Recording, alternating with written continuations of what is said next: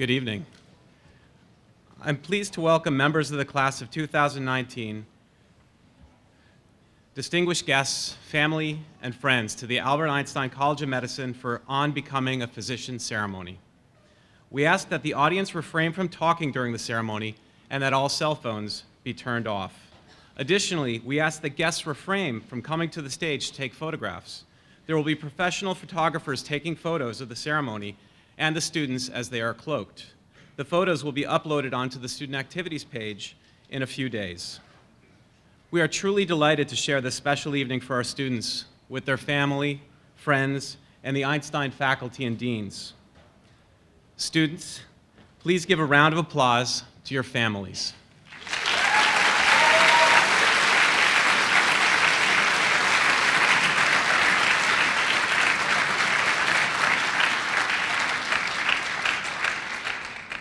I would like to take a moment to gratefully acknowledge and welcome Dr. Stephen M. Safir, President and Chief Executive Officer of Montefiore Medical Center and Professor of Medicine and Epidemiology and Population Health at Einstein, whose leadership has been vital in Einstein's transition to become part of the Montefiore health system. I'm also pleased to welcome distinguished members of the board of Einstein College of Medicine, Mr. Roger Einiger, Chair of the Board, Dr. Ruth Gottesman, Chairperson Emerita of the Board, and Mr. Nathan Kahn, Chair of the Education and Hospital Affiliates Committee and Executive Committee member. We also acknowledge attendance by representatives of the Gold Foundation. To all of you, welcome.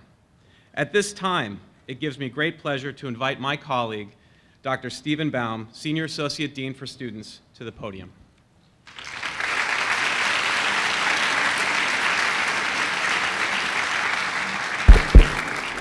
Thank you very much. Good evening and congratulations to all of you, both the students and their families and friends.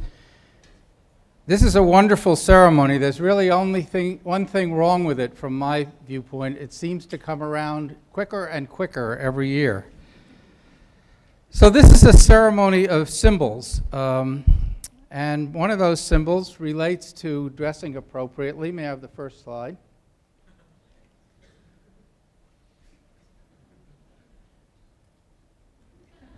And the students are already aware that I feel it's important to not only comport yourself as a physician in training, but actually to dress that way. And I showed them that there are other ways they might dress which are not quite acceptable. So the white coat, which we're going to talk about a little bit today, is a symbol of professionalism. And you should know, as an audience, the front row knows, but the rest of you for whom this is new do not, that Einstein is in its 60th year, but this ceremony is only in its 8th year. And the reason it started 8 years ago is because a lot of people began to think about what would be worthwhile about it. And the fact that it hadn't been in part of our celebrations for all of those years didn't mean that we shouldn't go ahead, and we followed a Chinese proverb that I'm extremely fond of that goes something like, the best time to plant a tree is 20 years ago. The second best time to plant a tree is today. So on that day 8 years ago, we began this ceremony, and it has been a great success since then, and I'm sure will be one tonight. So even though I'm very aware that power corrupts and PowerPoint corrupts absolutely, I'm going to use PowerPoint to bring on a few points that I want to share with you. So since we didn't have it for many, many years, in fact, several decades, it's well to consider, I think, why that was. And next, I'll do the slides. So some people on the faculty felt that although the students had come a long way to get to where they were today, they hadn't yet really earned the right to wear a symbol of the profession. That was not a widely held view, but it was a view that was held. And that they hadn't just earned the right, and therefore we shouldn't be doing this at the beginning of their training, but more toward the end. There was also the sense that the white coat was not necessarily a good thing in that it provided sort of an armor for physicians to keep patients at a distance, to keep people from exhibiting all of the things that we wanted them to exhibit, compassion and humanism.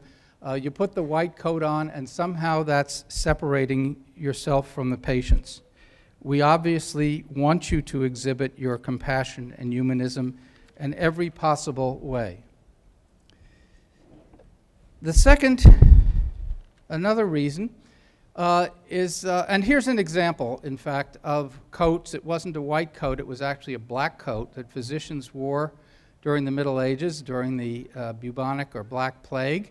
And you can see that physicians garbed themselves, covered themselves, wore hats, and wore this mask to separate them from others. And in fact, in the nose of the mask, they would often put a little nosegay of flowers to keep the foul smell of decaying flesh away.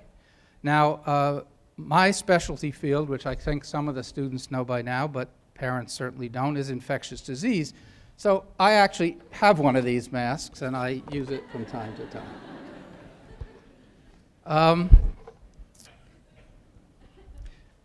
I want you to take note of the fact that the British are in the process of banning white coats, and particularly for medical students.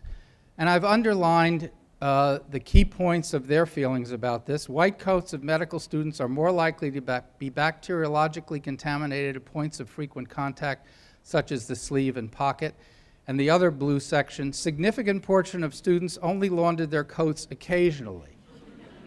And certainly all of us who have wandered around in clinical settings have noticed, I might say very occasionally, so that the student's white coat can be a potential source of cross-infection on the ward.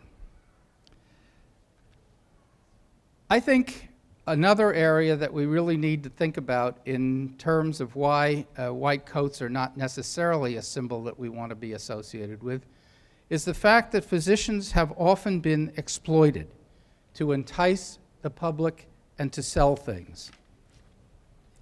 Here's an example. More doctors smoke Camels than any other cigarette, and he's in his white coat. So you're supposed to believe that he knows that smoking is a good thing and that Camels are a good thing, and that's a way to sell cigarettes. Here's another example. 20,679 physicians say Luckies are less irritating.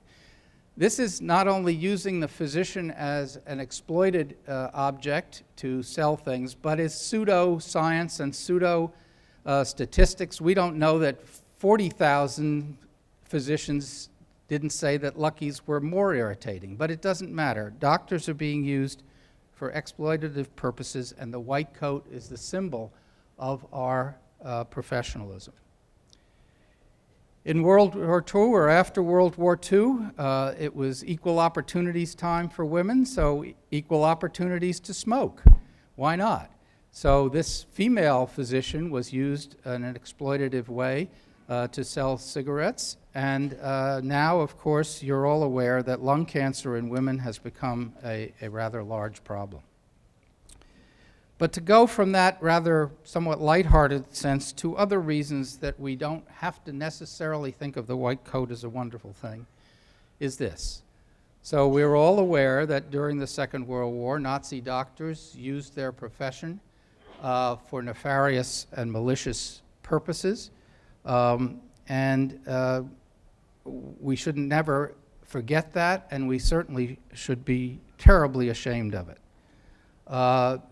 Those doctors not only used their white coats, but designed, condoned, and legitimized racial profiling and murder.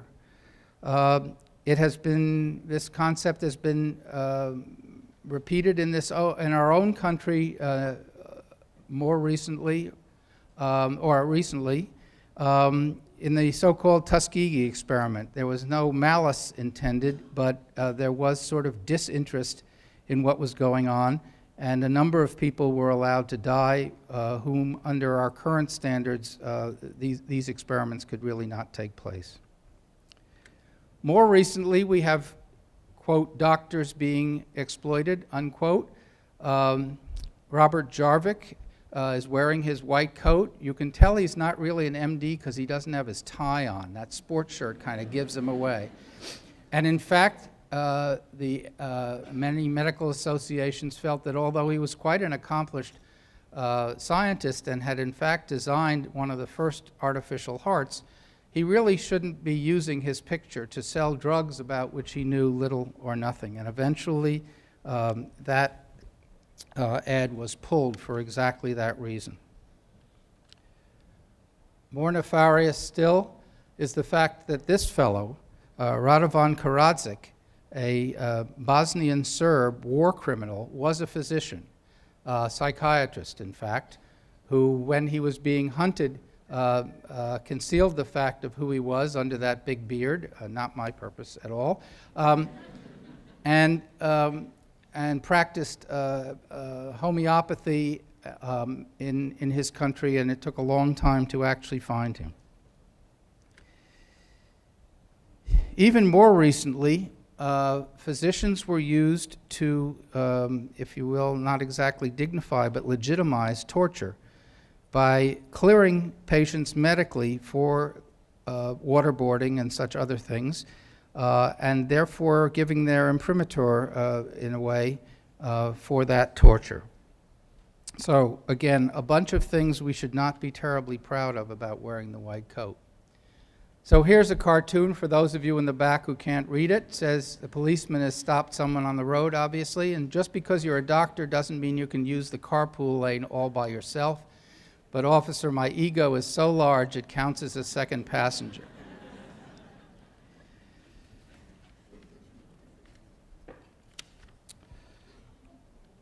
So we come back to our little boy. This is not me, by the way. I was always smiling and I had blonde hair, but I think I probably did have short pants like that. So this boy is wearing short pants. We're going to give you today a short coat, and we're going to very much hope that you grow into that short coat. And eventually, you can see this coat laden with all of the paraphernalia of a physician. Looks like it could use a cleaning and pressing, actually.